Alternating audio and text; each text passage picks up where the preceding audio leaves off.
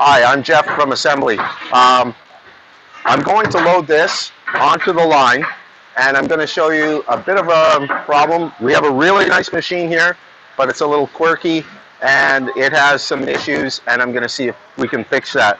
So first of all, I've got it locked in over here. I press up, and the machine goes up. Once it's fully up, I'll put the cabinet on with the fabric covered flat.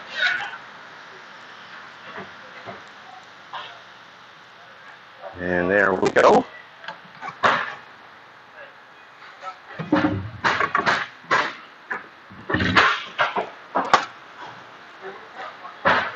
So I move the cabinet toward here, put the flat up there. Okay, now this is the part where I want to change it. What I should really do is strap the cabinet all the way around, and then once the cabinet is fully laid down onto the roller, then I got to unstrap it and ratchet it all the way back up. It takes a lot of time, so what we've generally been doing is just pushing on here while I lower the cabinet down. If I don't push on there, the cabinet wants to tip forward, and so that's the part we want to try and correct. So I'll just go ahead and do that.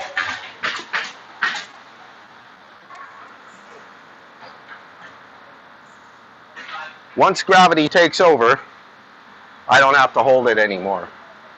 But I want to put and make some kind of clamp just to hold the cabinet, just to keep it from tipping. And that's the before, and I'll see you on the next video. Hi, I'm Jeff from Assembly. This is part 2 of my video for an improvement on the tilt table. So I came up with an idea, drew it out, and I presented it to Jason at Specialty. We both did some modifications on it just to try and get it to work. So this is what we came up with over here. So now I got the tilt table up, and I'll place it on here. And instead of doing the tarp strap all the way around, all I do is make sure this is loose, go like that.